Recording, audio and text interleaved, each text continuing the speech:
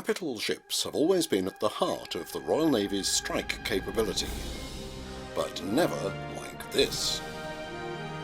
At 65,000 tons, the Queen Elizabeth-class aircraft carrier will be the biggest and most powerful surface warship ever constructed for the UK.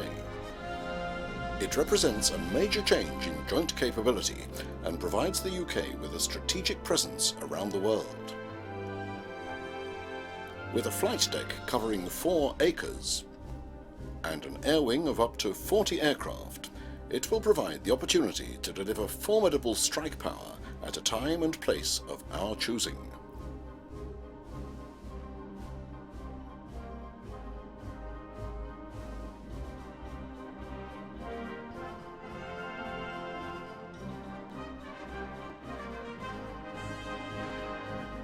And not just one carrier, but 2.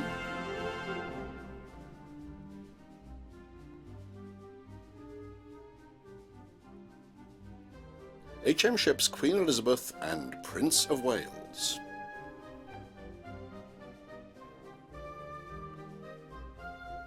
They follow a long naval tradition by bearing the names of capital ships from previous generations.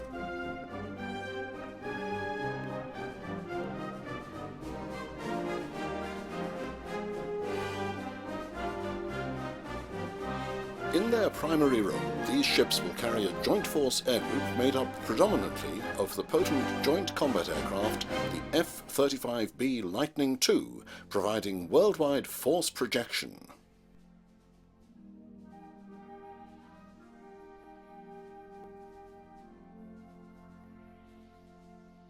Both ships will be delivered by the Aircraft Carrier Alliance, a unique venture in which the Ministry of Defence is in partnership with UK industry, as well as being the customer. This commercial construct, known as alliancing, ensures that decisions are made quickly and at the appropriate level for the benefit of the project as a whole. The alliance is made up of BVT Surface Fleet, Thales Naval Limited, Babcock Marine, BAE Systems, and the Ministry of Defence. With 2 separate islands instead of one large island, the design of these ships is highly innovative, creating more deck space both for aircraft and lift operations.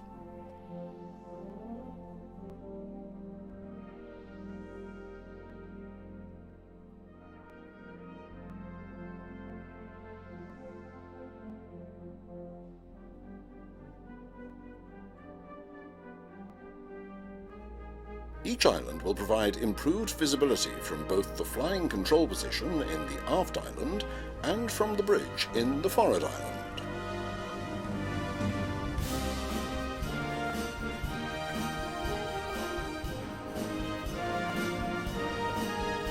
This important design feature permits the separation and duplication for vital elements of the carrier's capabilities, such as sensors, communications equipment, and engine uptakes, exhaust stacks and downtakes, clean air intake.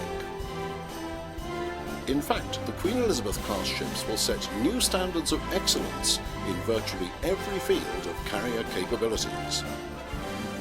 These include landing aids, air traffic control, and state-of-the-art radar.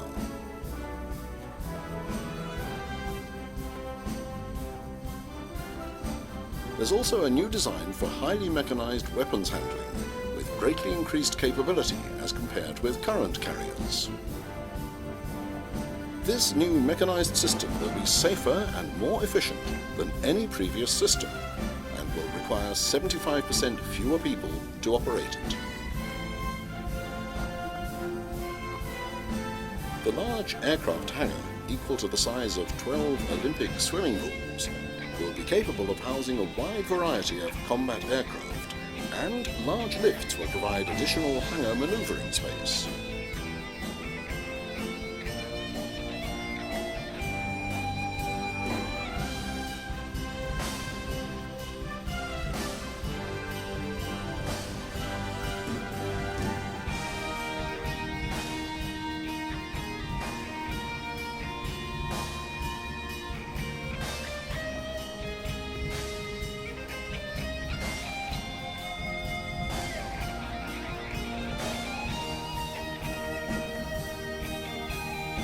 As well as the joint combat aircraft, there will also be a variety of helicopters for use in rescue missions and humanitarian operations.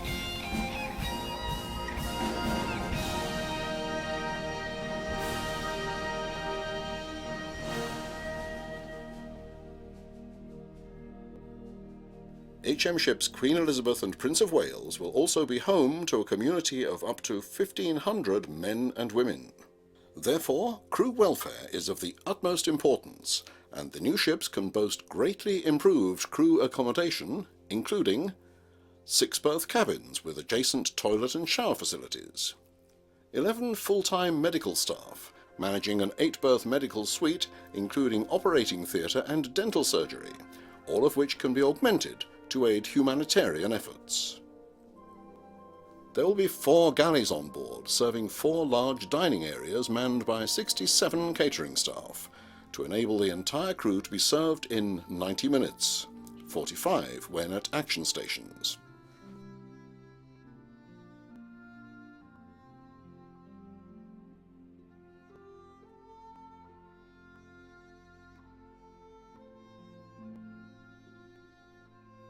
The versatility of the new carriers extends not just to the different types of aircraft they can operate, but to the tasks that the ships can fulfill, adding enormously to the UK Armed Forces expeditionary capability.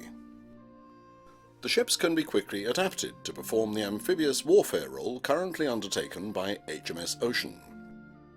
The ships will be able to operate in an integrated task group for peace support, humanitarian operations, and, if necessary, military action, particularly when airfields and offshore facilities are not yet established. Another innovation, especially for such large warships, is the method of construction called block integration. Since ships of this unprecedented size are too large to build in one UK shipyard, they are being built in separate blocks and then assembled.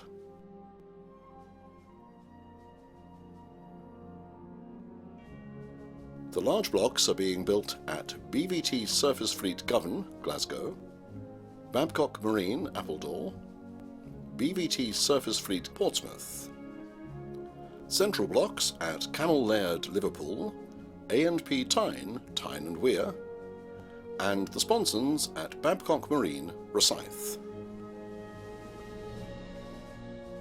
In addition, suppliers from across the UK are involved in the project.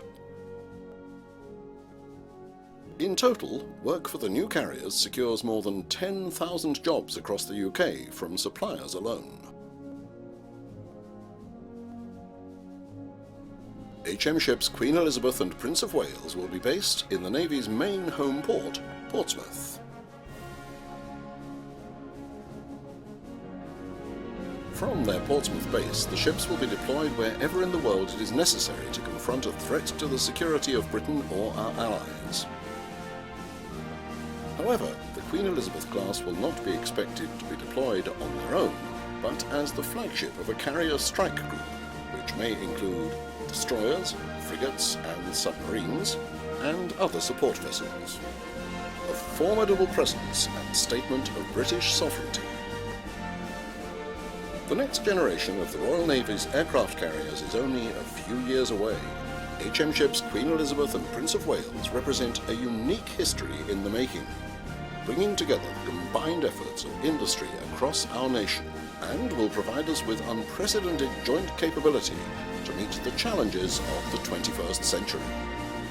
In 2009, the Royal Navy celebrates 100 years in naval aviation.